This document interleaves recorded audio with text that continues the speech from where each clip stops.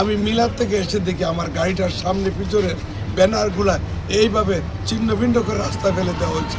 আমার সাধকের বিভিন্ন জায়গা থেকে আমার পোস্টার ডিসিপ্যাড হচ্ছে, আমার ব্যানারগুলো ডিসিপ্যাড হচ্ছে। আমি এতে নিরাপত্তা ফিল করতেছি না, প্রতিহিংসার সম্মুখীন আমি হচ্ছি। আমি বারবার মহোদয়কে ফোন দিচ্ছি, আমার ফোন ধরেন না। ডিসিকে ফোন দিয়ে আমার ফোন ধরে না। তারা জানেই না আমি যে ক্যান্ডিডেট, আমি ডিসঅ্যাপয়েন্টেড। তারা কি আমার নাম্বার জানে না?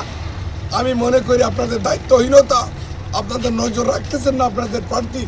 আমি বারবার যাচ্ছি, আমার এলাকাতে যাচ্ছি, আমি তোমার কোনো একটা রেসপন্স পাচ্ছি না। আমি মিলাতে আসছি এখানে, নামাজে আসছি এখানে, কিন্তু এখান থেকে এইভাবে চিহ্ন মেনে করে রাস্তায় ফেলে দিচ্ছে আমার পোস্টারগুলো। খুবই খারাপ, খুবই ডিসঅ্যাপয়েন্টিং। আমি মনে করি একটা সংকেত দেওয়া হচ্ছে আমাকে, যাতে আমি নির্বাচন পার্টিসিপেট না করি। বাত ব্যথা, প্যারালাইসিস কিংবা আর্থ্রাইটিস, আধুনিক ফিজিওথেরাপি ও পুনর্বাসন চিকিৎসায় নির্ভরযোগ্য নাম ডিপিআরসি। আমি কার না কার মাথা ব্যথার কারণ হয়েছি, দাঁড়িয়েছি।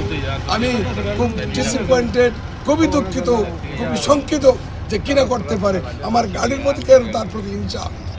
আমার গণতান্ত্রিক রাইট, আমি জনপ্রতিনিধি হওয়ার, আমি তার অধিকার আমি রাখি। আমি একজন জনপ্রতিনিধি হতে চাই, মানুষের অধিকার বাস্তবায়িত চাই, কিন্তু দুর্নীতিবাজদেরকে যারা লুটপাট করে দেশ, তাদের মাধ্যমে আমি আজকে বিভিন্নভাবে কথার সম্মুখীন হচ্ছি। আপনারা জানেন 5 আগস্টের পরে গেই ঘটেছিল বাংলাদেশে লুটপাট, অনিয়ন, চাঁদাবাজ। এই চাঁদাবাজরা তারা চাঁদাবাজি কন্টিনিউ রাখতে চায়, তাদের এই হিংসা, তারা ঈর্ষান্বিত হয়ে এসব করছে।